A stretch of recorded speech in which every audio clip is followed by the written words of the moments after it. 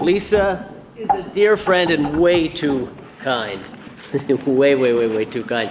I mean, I'm here really, quite honestly, as a fisherman. I dropped out of high school. I've spent way too many nights in jail over my lifetime. I'm an epileptic. I'm asthmatic. I don't even know how to swim. So I'm up here just so humbled. I mean, just in so many ways. I told my wife, Tamana, that I don't feel like I deserve to be here. But since I've snuck in the back door somehow, I'll tell you my story. And it's a story of ecological redemption. I was born and raised in a little fishing village in Newfoundland, Canada, about 14 houses, greens, blues, reds, so fishermen could find their way home in the fog. At age 14, I dropped out of high school, and I headed out to sea. I fished the Georges Banks, the Grand Banks, tuna, lobster, headed to the Bering Sea, where I fished cod and crab. The trouble was, I was working at the height of industrialized food. We were tearing up entire ecosystems with our trawls, chasing fish further and further out to sea into illegal waters. And I've personally thrown tens of thousands of bycatch back into the sea. And it wasn't just that we were pillaging. Most of my fish was going to McDonald's for their fish sandwich. So there I was, a kid, working in one of the most unsustainable forms of food production on the planet, producing some of the most unhealthy food on the planet. But God, I love this job, right? The humility of being in 40-foot seas, the sense of solidarity that comes with being in the belly of a boat with 13 other people working 30-hour shifts, and just the sense of meaning and the pride of helping feed my country. I miss these days so much. But then the cod stocks crashed back home. Thousands of fishermen thrown out of work, boats beached, canneries shuttered. And this created a split in the industry.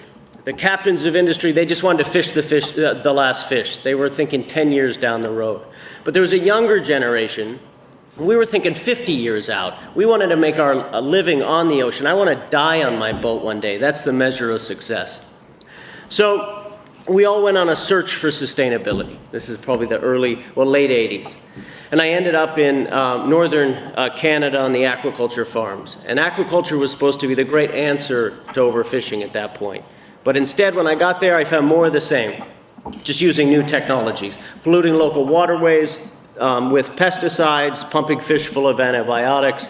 What we were growing, and we used to say this, was neither fish nor food. We were essentially running Iowa pig farms at sea.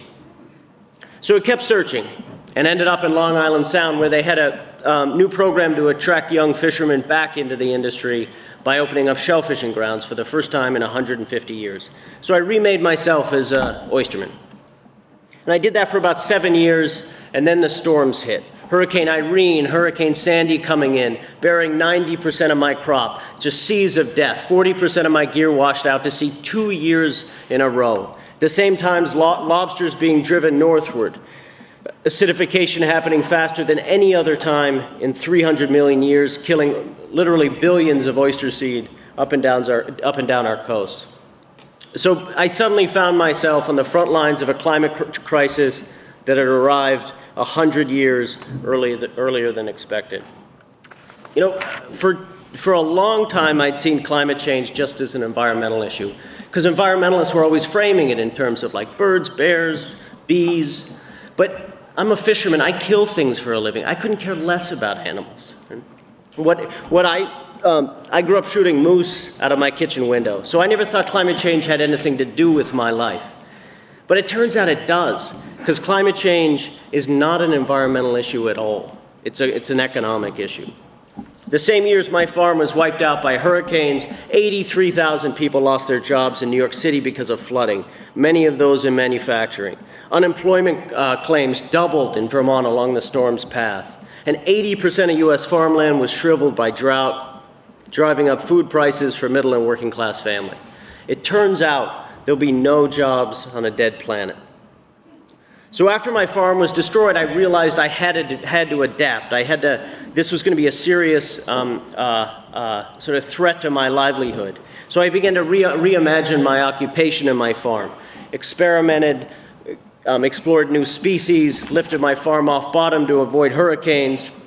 And then after 29 years of working on the oceans, I've remade myself as a 3D ocean farmer, growing a mix of seaweeds and shellfish for food, fuel, fertilizer, and feed. So that's how I got here. Now, let's dive in and take a look at the farm and sort of deconstruct why I designed or we designed it the way we did. Here's a painting of the farm. And if for those of you who can't see it too well, I had a great young student do this for us. But imagine a vertical garden. We have anchors, hurricane-proof anchors on the edges, then floating ropes across the surface. Then our kelp and gracilaria, different kinds of seaweeds, grows vertically downward next to scallops and lantern nets and mussels in mussel socks. And then below the vertical garden, we've got oysters in oyster cages, and then clams in the seafloor. And then here's a photo of the farm from my boat. And there's nothing to see. And that's a really good thing.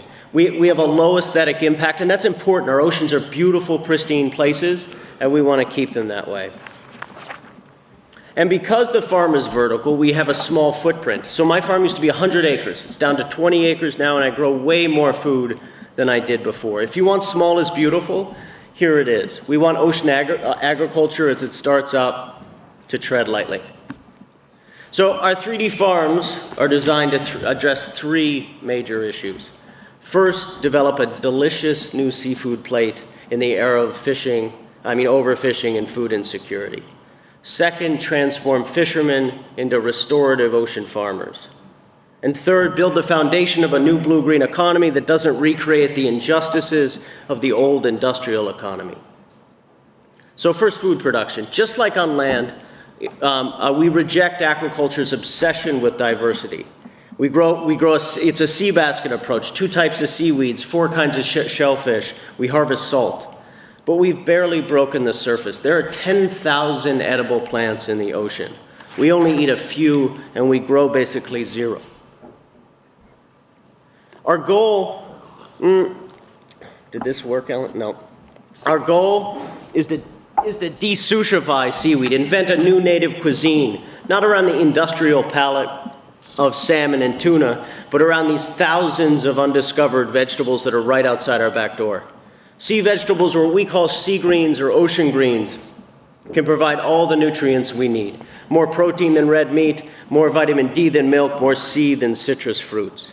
So for us, we believe it's time to eat like fish, because fish don't make all the omega-3s and all these wonderful things we need. They eat them, so by eating like fish, we get the benefits but reduce pressure on fish stocks. So with the chefs, we're cooking up barbecue kelp noodles with parsnips and breadcrumbs, sea green butters and cheeses, kelp-based, umami-filled bouillons. Our new ocean dinners are fun, they're creative, and they're delicious. So this is our opportunity to completely rearrange the seafood plate, to move ocean plants and bivalves to the center, wild fish at the edges, to the edges. Imagine being a chef in 2015 and discovering there are literally thousands of vegetables, species that you've never cooked with before. It's like discovering corn, arugula, tomatoes, lettuce for the first time. As one of my partner chefs, Brooks Headley, says, as a chef, it feels frightening, daunting, and exciting all at once. But ocean greens like kelp, they're not some boutique crop. We can grow incredible amounts in small areas, 25 tons per acre in 5 months, 250,000 shellfish. If you were to take a network of our farms totaling the size of Washington State, technically you could feed the planet. And this is zero input food. No fresh water, no fertilizer, no feed, no arid land, making it hands down the most sustainable food on the planet. And as fertilizer, water prices go up, it's also going to be the most affordable food on the planet. The economics will drive us to eat ocean greens. The question is, will it be delicious food, or will it be like being fed cod liver oil? As farmers, it's our job to grow this new cuisine, and as chefs, it's their job to make it beautiful. But for me, this isn't just about food. It's about transforming an entire workforce, transforming fishers into restorative ocean farmers. My job has never been to save the seas. It's really to figure out how the seas can save us. And I say that because Mother Nature, millions of years ago, created 2 technologies sort of designed to mitigate our harm, shellfish and seaweeds. Oysters filter up to 50 gallons of water a day, pulling nitrogen out of our oceans, which is the cause of the spreading dead zones through the globe. Our kelp soaks up 5 times more carbon than land-based plants. It's called the sequoia of the sea. Our farms function as storm surge protectors, breaking up wave action to reduce impacts of hurricanes, of rising tides. Our seaweeds are a powerful source of zero-input biofuel. We can produce 2,000 gallons of ethanol per acre. That's 30 times more than soybeans and 5 times more than corn. According to the Department of Energy, if you were to take a network of our farms equaling half the size of Maine, you could replace all the oil in the United States. There are artificial reefs attracting over 150 species, seahorses, striped bass, gray seals that come to eat, hide, and thrive on our farm. My farm used to be a barren patch of ocean. Now it's a thriving ecosystem. So as fishermen, we're no longer pillagers hunting the last fish. We're a generation of climate farmers who have joined the fight to save and restore the planet. And we're trying to break down seawalls between our land and ocean-based food systems. Even the best land-based farms pollute, moving nitrogen into our waterways. So we use our kelp to capture that nitrogen, liquefy it as fertilizers, bring it back to our organic farmers who grow wonderful vegetables. It comes back into our Long Island Sound, and we catch it again. We're working on new forms of cattle feed. So for example, when you feed cattle a majority kelp-based diet, there's a 90% reduction in methane output.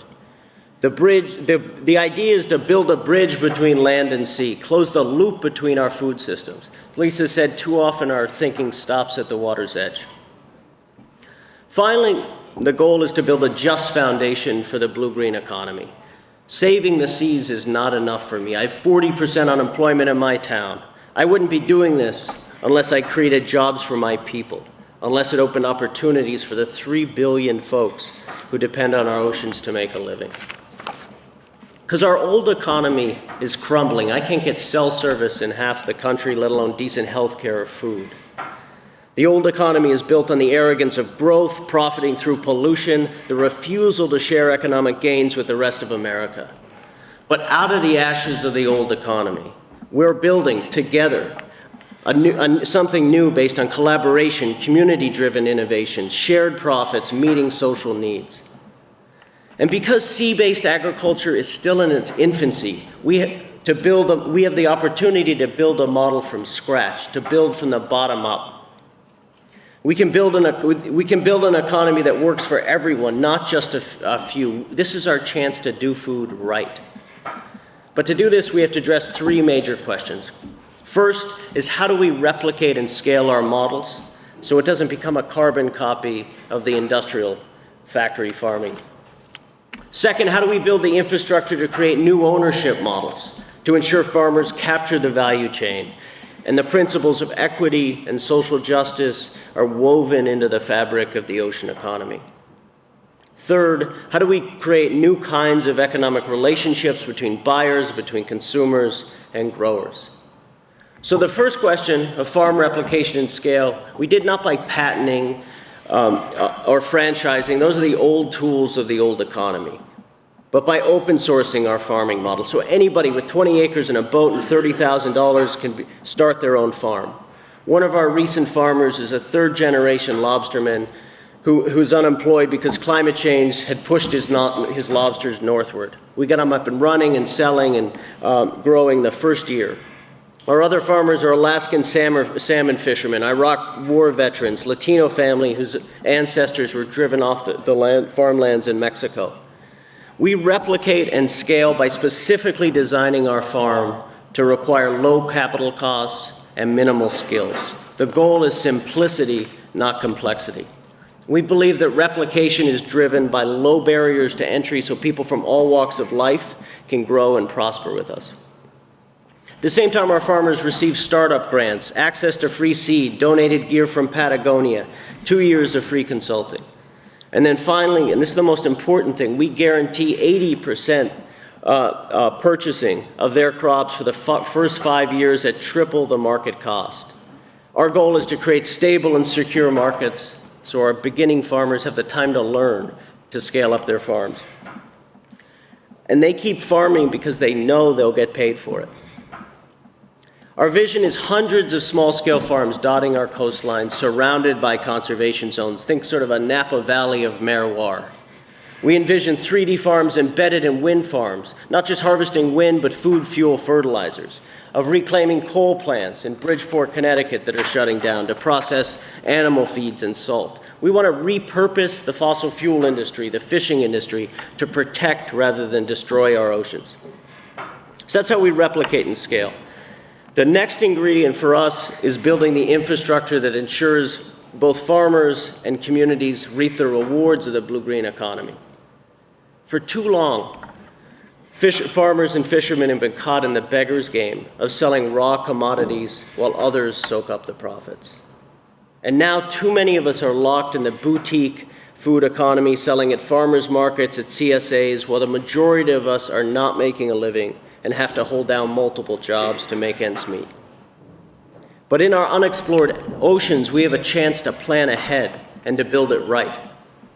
As one of our new farmers, who's a 65-year-old fisherman whose family has fished in Rhode Island for 300 years, told me, the last thing we want to do with 3D farming is recreate the fishing industry. So instead of repeating history, we're building infrastructure from seed to harvest to market. We build nonprofit hatcheries so our farmers can access low-cost seed. We're creating ocean seed banks so the Monsantos of the world can't privatize the source of our food and livelihoods. We cap lease prices at $50 an acre per year so low-income ocean farmers can access property. But by property, we do not mean privatization. Our farmers don't own their patch of ocean. They only own the right to grow shellfish and seaweeds. So anybody can boat, fish, swim on our farms. I only own the process of farming, not the property. And this keeps our farms shared community spaces. And we're building in levers of community control. Leases are up for review every 5 years, so that if I'm farming unsustainably, my rights can be revoked. Same time, we're building the country's first farmer-owned seafood hub, which isn't just a place to process, package, and ship raw communities. It's a space to leverage the unique qualities of seaweeds, because the power of kelp is that it's not just food. We can make organic fertilizers, new livestock feeds, kelp biofuels, and with the thousands of undiscovered plants, farmers and scientists can join up to grow and discover new forms of medicine. We believe if we provide our communities with the right mix of low-cost, open-source infrastructure, the hub becomes an engine for job creation and the basis for inventing entirely new industries. But our hub's also an engine of food justice, a place where we embed good jobs, food access, nutrition into the DNA of ocean agriculture. This means, for example, working with City Seed in New Haven to ensure low-income folks can use food stamps to carry double the value at our community-supported fisheries and at our Beyond Fish retail store.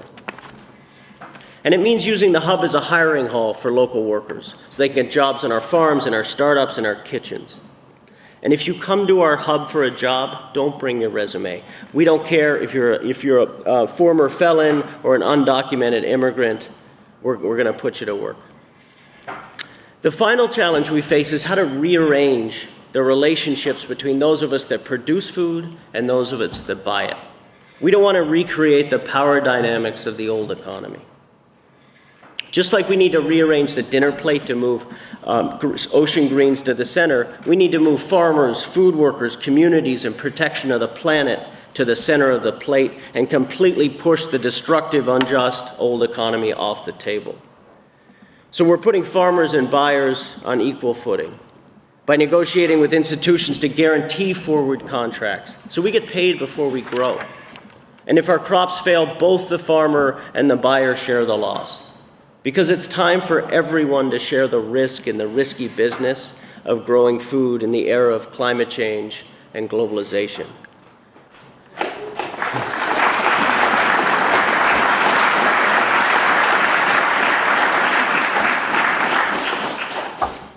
But the relationship has to go deeper than that. Reformatting the food system is going to be costly. It's going to be complex. So simply using purchasing power will not be enough. Anchor institutions such as hospitals, universities, wholesalers, retailers, they have a new role, a new set of responsibilities in this new economy. They have a duty to aggressively invest in our farmers, in our infrastructure, in our communities. This means donating parts of their profits and their endowments and their investments in building infrastructure, seafood hubs, logistical and transport systems, incubation, and R&D. This will mean less profits for them, for the private sector, and a lower rate of return for universities, but more value in terms of social and environmental good. All around us, we can see that business as usual will not save this planet. It's time to divest from the old economy and invest in the new. Finally, we're insisting that markets reward the positive externalities of our farms. We're working in places like Connecticut to include ocean farmers in existing nitrogen trading programs. New farms are being built in polluted areas like the Bronx or Bridgeport, Connecticut, in order to soak up the nitrogen, the carbon, pull out heavy metals, rebuild reefs. These farms don't harvest food, they harvest ecosystem services. So while others pollute, we restore. And this is something our farmers should be paid for. In the new economy, markets have to reflect the environmental benefits we provide. In 1979, Jacques Cousteau, the father of ocean conservation, wrote, "We must plant the sea and herd its animals, using the ocean as farmers instead of hunters."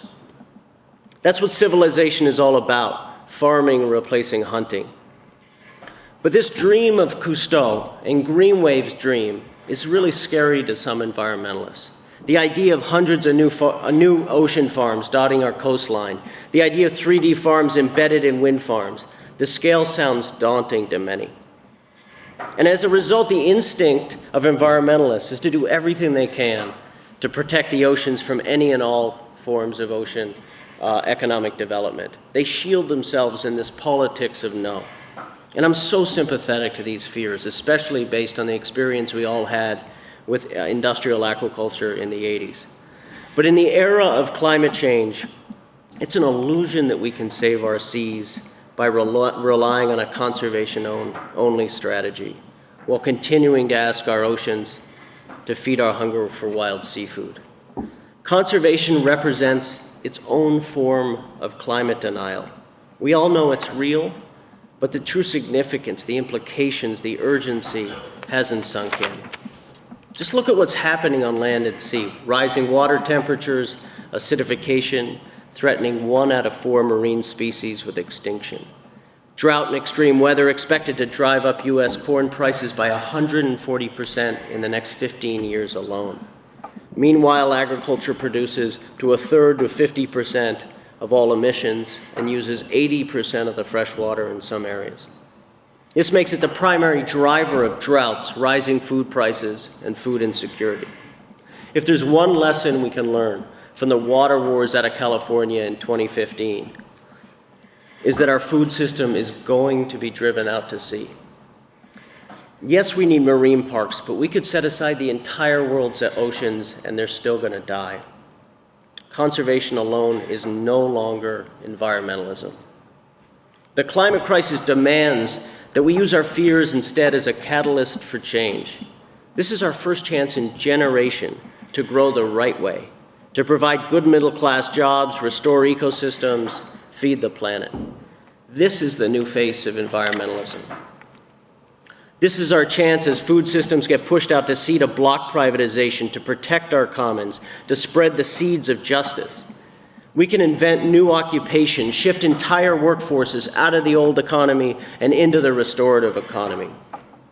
This is our chance to recruit an army of ocean farmers, growing a new climate cuisine that's both beautiful and hopeful, so that all of us can make a living on a living planet. Thanks.